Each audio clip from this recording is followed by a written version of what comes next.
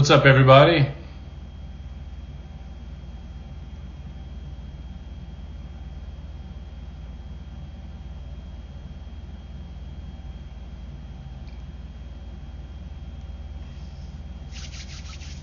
Ready to rock and roll. All right. As you come in, please announce yourselves and let's get started.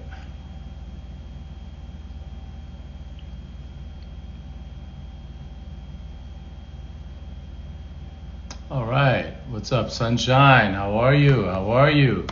Welcome, everybody. Welcome, welcome, welcome. All right. All right. Hey, Irma in Louisiana. Yasmin, are you live on YouTube as well? You know, not right now. We will be, though. Yasmin from New York, we will be going live on YouTube. Right now, we want to drive as many people as possible to the app. Now, this, mind you, is a YouTube platform. That is something that we are going to do. So I can only ask that you please tell your friends to download the app. Right, download is free, and you're getting all this for free. So have people to download. We need users.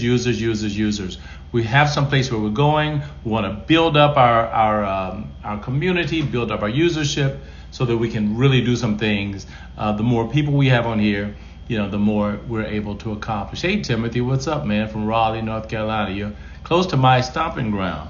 Raleigh, Durham. I was brought up in South Boston, Virginia, born and raised. Hey, Lynn Stewart. Hi. Lynn is my niece. I'm going to be supporting her. Hey, Irma in Louisiana. I'm going to be supporting her this week at her major. I'm going to shout out your company, Beyond the Boardroom, which I believe is absolutely fantastic, and she's going to just do an incredible job, a concierge service for executives. So if you have any needs in that area after the boardroom, whether it's relocating or resituating yourself, if you're an executive or executive adjacent, she's the one to contact. Okay, I'll shout you out now. Here, I'll shout you out here. How do you send link to others to join? Oh, great. There should be a share button. Once you're in the app, you should be able to share the app. You can share. Look for a share button. I can't even get out of this to show you, but I know we've been working on that because we definitely want to make sure you have that capacity to share. Okay. Talamisha, what's up from California? Where are you in California? Where are you, William and Talamisha? Where are you in California? Probably, let me guess. I'm going to say Anaheim. No? LA? Okay, you'll tell me. All right. But listen, as I said, Long Beach. Love Long Beach, actually. Anything with beach on it, I'm loving. So, anything on beach. You know, find me a beach. In Georgia, Atlanta, we don't have beaches. We have rivers. Okay, you don't see a share button. Okay, at the beginning. Okay, you know what, Irma? Tell you what. Why don't you right afterwards send a message in the post, and I will communicate you via post. Communicate with you. Our team will communicate with you via post to make sure you have all that information. Again, the reason that we are doing this now is because we are in beta mode, and we're making sure that everything like this is running well. So Irma, at the first screen when you come in, before you get on the live, you'll see a lot of things going on there. Just click the plus sign and share your question right there. We will be definitely quick to answer it, okay? And make sure that we guide you through that process, because it shouldn't be difficult. It's not difficult. Sometimes, though, you have to just make things obvious. It's not you, Irma. It's us working on technology, trying to make it what it ought to be, okay? But thank you so much. Thank you so much. I appreciate it. And thank you for your willingness and eagerness to share. We want everybody to share. We want you to share. This is my wife's mission. She wants to make sure that everyone understands, and we've been working on this share button thing for a couple weeks, because she's like, we have to get that together. And I said, you're absolutely right. So stay with us, okay? All right, great. Listen, our notification that went out, first of all, hopefully you guys have also been getting our daily devotionals that have been going out. If you are logged in, you do have an app, so you should be getting our daily devotionals in addition to our notices and what have you. So expect more of that. Also, if you're single, we're going to start doing lives for singles only, because we're going to talk about some stuff that married people don't talk about. So we're going to start doing some singles lives only. It's going to be hard hitting and very raw, just like we do it here. But I wanted to do it for singles only. So we're going to start that very soon. You'll be hearing about that as well. Okay? Let's rock and roll. Is your grind killing your intimacy? Is your grind killing your intimacy? All right? Look, we all have a grind. You go on social media, people post about it, they hashtag it, they idolize it. Everybody posts about grind, trying to make this happen, trying to, make it all work. But does anybody post about whether or not the grind is causing a cold bed, skip dinners, partner sitting across from you feeling like a stranger? And that's what we're going to deal with this evening. Hey, Louise, that's what we're going to deal with this evening. Is there a situation present where your grind is prohibiting your grind? You understand what I'm saying, right? Okay. Where your hustle is not giving you the opportunity to tussle. Okay, that's too much. But you understand what I'm saying. You're building a future, but you're losing the person you're building that future with. And that's something we want to always avoid. Because here's the thing, I always tell couples that you must have a goal. You must have something that you both are aiming toward. You must have something that you both are trying to accomplish. But that thing should never, and I repeat, never cause you to lose the person that you're building it with. Or else, what is the benefit? What is the benefit? Okay? The side hustle is always supposed to be the plan B. You understand what I'm saying? The side hustle is always supposed to be the plan B. My question is, when did the side hustle become more important than your person? When did that happen?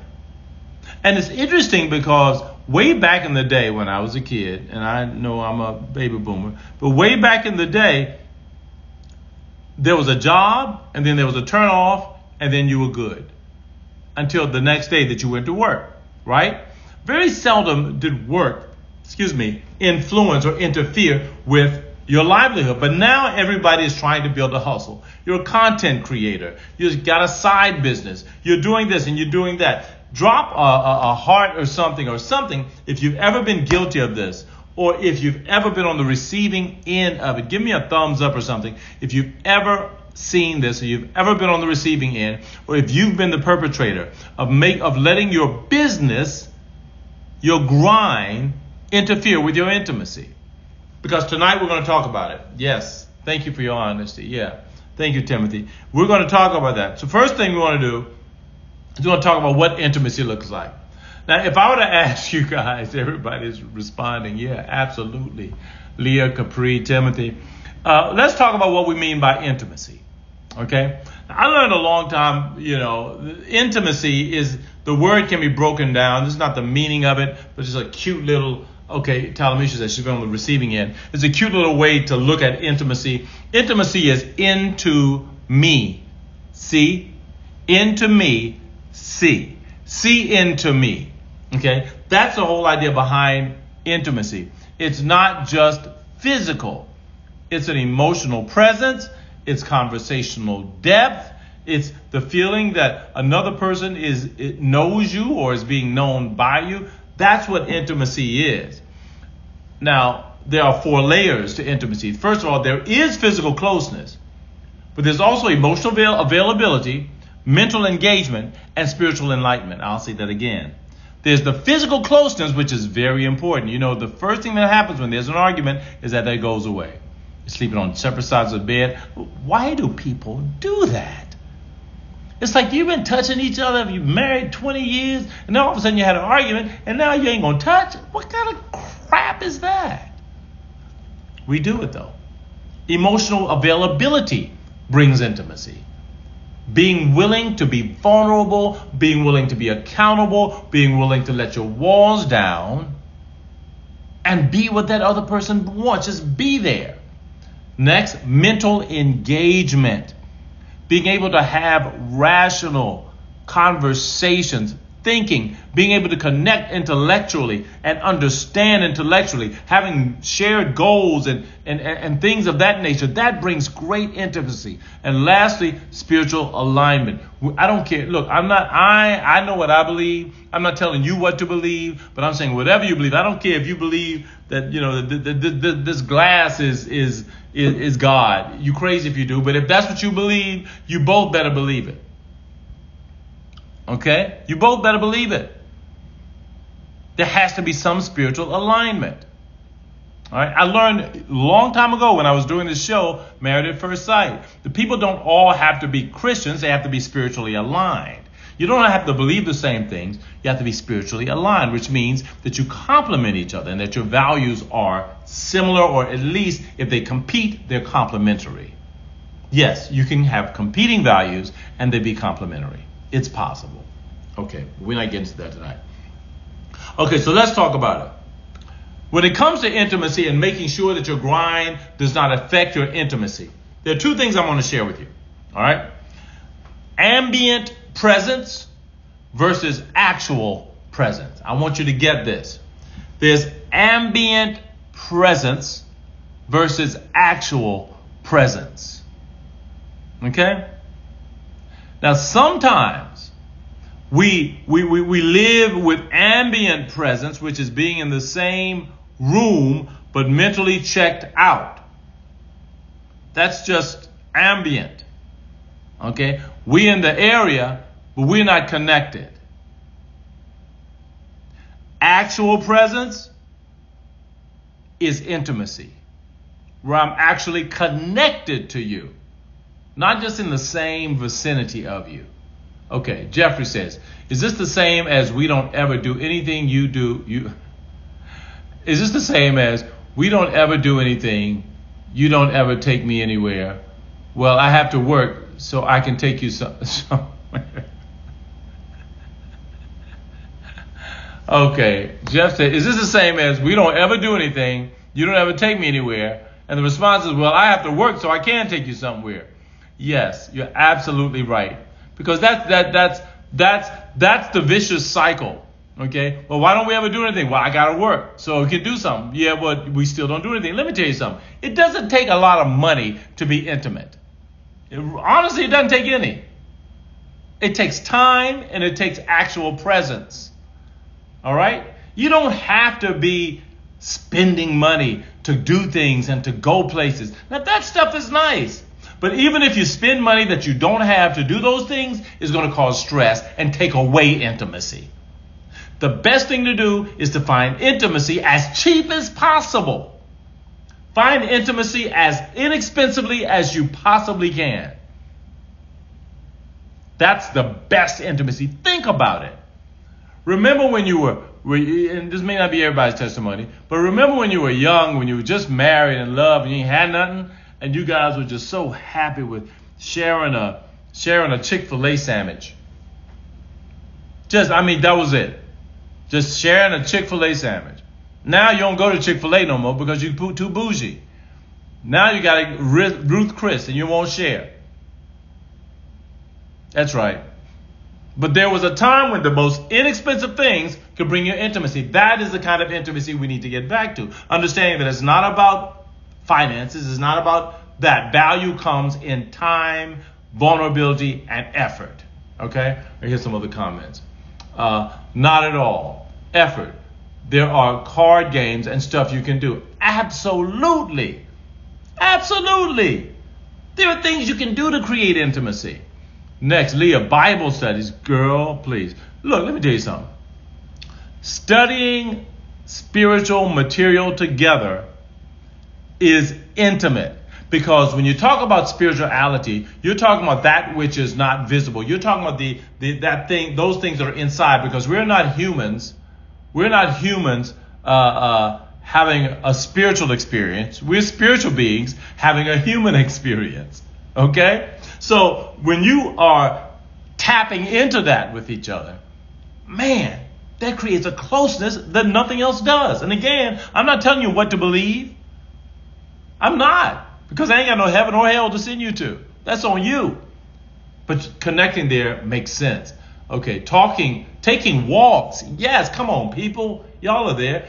Talamisha, yeah, you got it. Bible study is a turn on. Come on, Capri. Whoever, look, Capri, if you got a man, listen, man. Capri said the Bible study is a turn off. You ought to have a turn on. You ought to have the Bible open every day. You ought to be praying. You speak in tongues. Okay, whatever you gotta do. I don't care. If somebody feels that that's a turn on, Talamisha said, yes, it is. Someone said, yes, girl. Shoot, I don't care. Look, you, Irobo Shanda, I tie my bow tie, do whatever it is. If that's a turn on, then do it genuinely. But if that's a turn on, then doggone it, you better be tying your bow tie all day long. All right? Okay, I digressed. Okay. Okay, but that's what's very important for you to understand. Irma says, someone says, I tie my bow tie, Jeffrey. Irma says, I made the decision to get married after a deep Bible study. Yes. Wendy says, what about if your spouse is not, hey Wendy, what about if your spouse is not showing that they want intimacy, but they spend a lot of time working? Now, if they spend a lot of time working and they're showing that they don't want intimacy, there may be some other things going on in the relationship. Now, and the question is, how are they showing that they don't want intimacy? If your spouse spends a lot of time working and they're distracted. One thing, because remember we're talking about your grind here and the grind taking over from your intimacy. One thing that you have to consider is that if you're working together,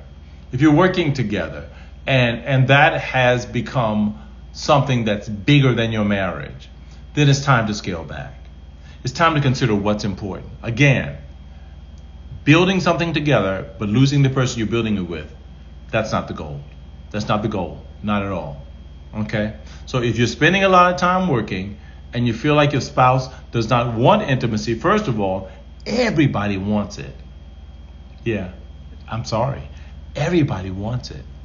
Everybody wants intimacy. Everybody's not brave enough to go after it. And some people are terrified of being rejected and hurt. But everybody wants it. I don't care what you're going through. I don't care how bad you're feeling. Everybody wants somebody to come to them and rub them on the back, rub them on the shoulder, put their head on their chest and say, you know what, I got you. You're going to be okay. It's going to be fine. Everybody wants that. But are we vulnerable enough to go for it? And in those situations where somebody's overworking and they're not showing intimacy, it's not that they don't want it, but there's some other breaches there in the relationship that have to be repaired. What about lack of intimacy due to grief? Thanks for that, Jeff, but we're talking about a different thing. If it's due to grief, you really need counseling. You really need to sit down with someone and go through some grief counseling where you can actually get recalibrated, because grief is serious. And we talked about the stages of grief, the denial and the anger and the bargaining and the depression and then the acceptance. And the thing about those stages of grief is that they don't just happen and then end. You might go denial, bargaining, then back to denial, then bargaining, then anger, then back to bargaining, then anger, depression, then back to denial, and then eventually grief. Or acceptance. It takes a long time. It takes a long time sometimes to get through grief. So counseling is necessary in those situations. Hey, Laurie. Hey, Laurie. Jeffrey, sorry, didn't mean to jump off subject. No, you didn't jump off subject. That's perfectly fine. But some people have fear of scarcity and not having enough money. Yeah, girl, please. We don't have enough time to talk about this. Fear of scarcity, fear of poverty drives more people than you would ever imagine. But let me share this with you. Fear of anything is not going to is not going to get you the thing that you want.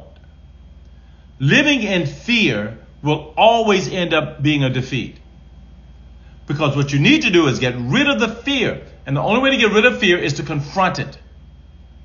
I know what I'm talking about because I grew up impoverished. I'm not even saying poor. I grew up impoverished. And so being broke, being without is something that I never wanted in my life. But here's my thing. I've been through enough now.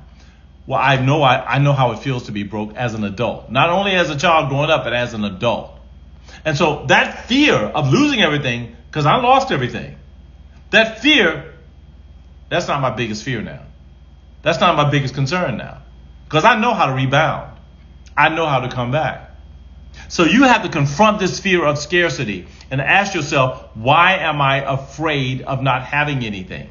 Why am I afraid? Is it because you have not forgiven yourself or forgiven your parents or forgiven whomever put you in that situation? Are you afraid of what it did to you? Are you afraid of the ripple effects that happen as a result of it? Whatever it is, you must confront that fear, because fear, false evidence appearing real, will never help you advance. People who go after things because they're afraid of another thing, you're only marching yourself into another problem. No, you go after it because you have a deeper reason for it. I want to build a legacy. I want to build my family. I want to create something that my family can be proud of. I want to make sure that we're taken care of. I want to make sure that my kids are educated. That's why you go into this. Not because, oh God, I don't want to be scared. I don't want to be poor no more. I don't want to be... Really? But you're absolutely right, Irma. A lot of people do that. And they're driving. It's like driving a car as fast as you can, and the tires are too small. But you're driving as fast as you can, and you're hooked to a tow line because there's something always holding you back. Okay? Louise, I'm concerned about being alone, not in a committed relationship. Okay. You're concerned about being alone, not in a committed relationship. Now, Louise, I think we've talked before. I think I know your situation. Here's the thing. And this ain't, you know what? I'm going to have to come back and talk about this again. But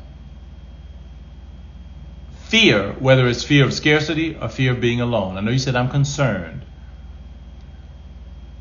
But sometimes concern has at its foundation fear. No one wants to be alone. We all want to be in a committed relationship. Unfortunately, we're in a society where people look for different things now.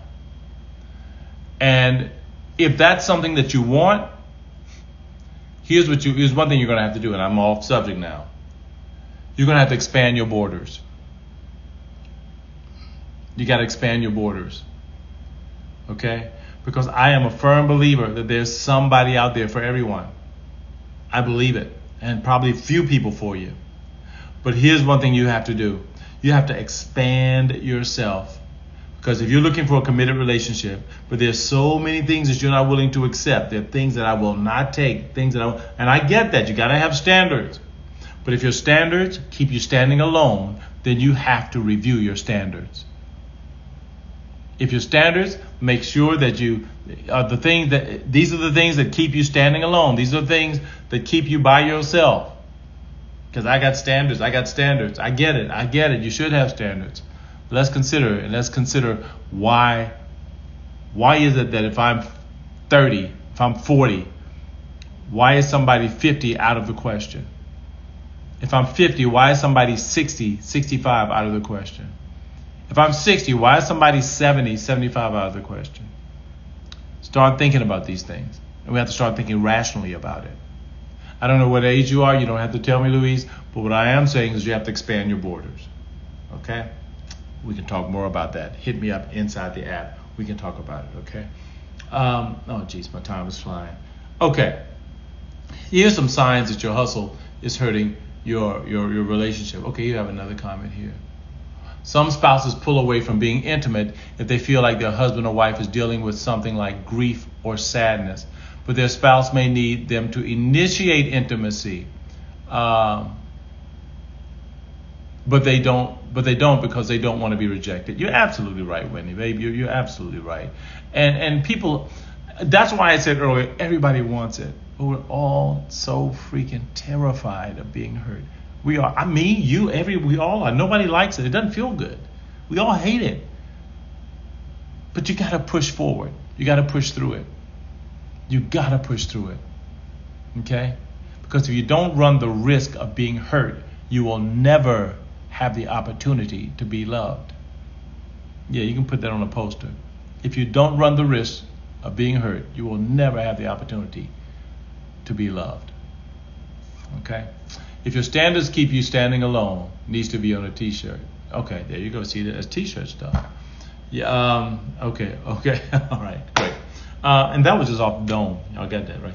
Okay. Here's some signs that your hustle is hurting your relationship. Okay. Stay with me.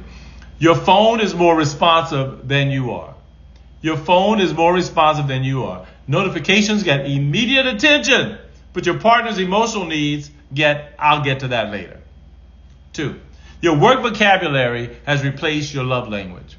If all that you talk about, or whatever, if you're in finance, all you're talking about are P&Ls and P&Ls, and you're talking about taxes, and you're talking about this and that. If that's all you're talking about, you're not talking about love language. Excuse me.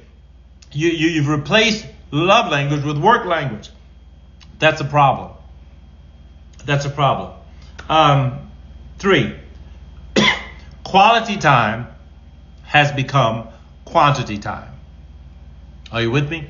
If quality time has become quantity time. Sorry, people, I got all choked up. This is a really important topic. It got me choked. I'm sorry. But I got choked up. Y'all know I'm crazy. I'm just joking. I was talking too fast. Okay, so if quality time, you're present in hours but absent in attention. You track output but not connection. That's what I mean, that quality time has become quantity time. Okay? 4, your partner stopped asking for your time. I know, right? I can't because we only got a few minutes, but thank you, Leah. I can't get water right now. Your partner stopped asking for your time. And this is a dangerous one. When your partner goes quiet, they're not asking you for your time anymore. They're not asking for your attention. Not because they stopped needing you, but because they stopped expecting you. This is really important. Your partner, it's a dangerous thing when your partner goes quiet and they stop asking for your time. Not because they stop needing you, but they stop expecting you. And 5, your relationship is running on fumes and optimism.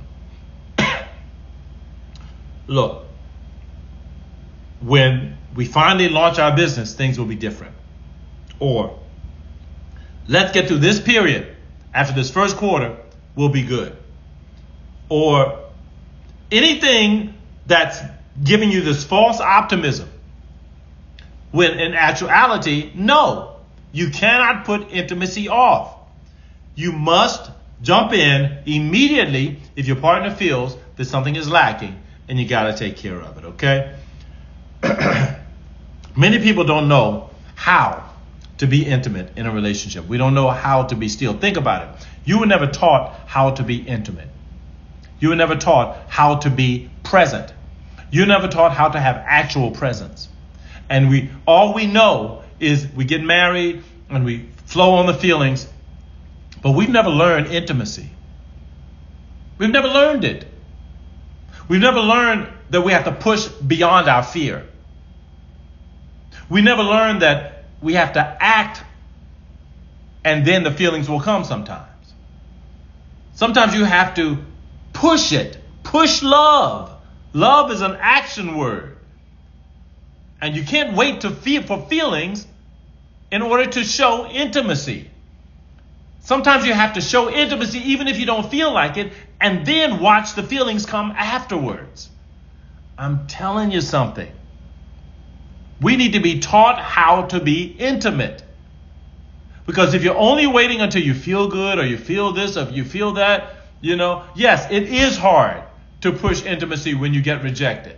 But if you're getting rejected, then you need to have a conversation with your spouse. Listen, every time I try to be intimate with you, I feel like you're rejecting me. You got to be that vulnerable. Use the naked moments that we talked about. If you don't have it, know about it, it's in the book. You have to be honest and tell people, whenever I try to be intimate with you, I feel like you're rejecting me. And if a person loves you at all, they're going to respond to that. I feel like you're rejecting me.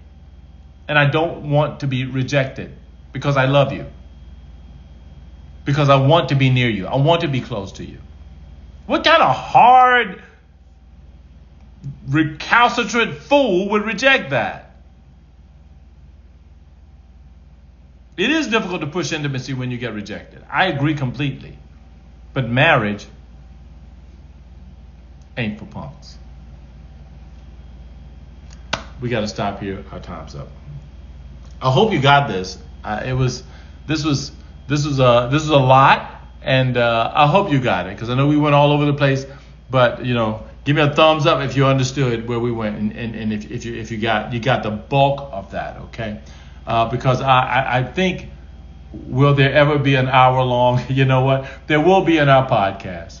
Okay, we are working on podcasts. We've already been in the studio. You're going to be hearing more about the podcast. So we're in the editing stage now, and those will be hour long. Right now, this is our own intimate section here, our own intimate thing that everybody don't have privy to. Only people who are in the app. Okay, podcasting, we don't get a chance to respond or do any of this. Okay, thank you guys so much. It makes you not even want to ask anymore. You're right, Jeffrey. Oh God, you're right, Jeffrey. But you gotta push by. You gotta push through it. One thing my wife said that was brilliant at one of our conferences. She started. I know the Spirit just told her, and the whole mantra that everyone was saying was push through, because that's what we wanted people to do, to learn to push through. It's hard, man, but we're talking about practicalities of relationships here. If you depended on how you felt about everything, you would never love your kids, you would never cook dinner, you would never go to work. We don't depend on feelings. We depend on what we know. Okay, that's it. I'm way over now. God bless you guys. We'll see you next time. Look, these videos are available for viewing. You're going to start seeing them on social media, and I will make them available in the app. Okay, so God bless you guys. Please, if you have questions, put them in the app. We'll answer them. All right. Okay. Take care.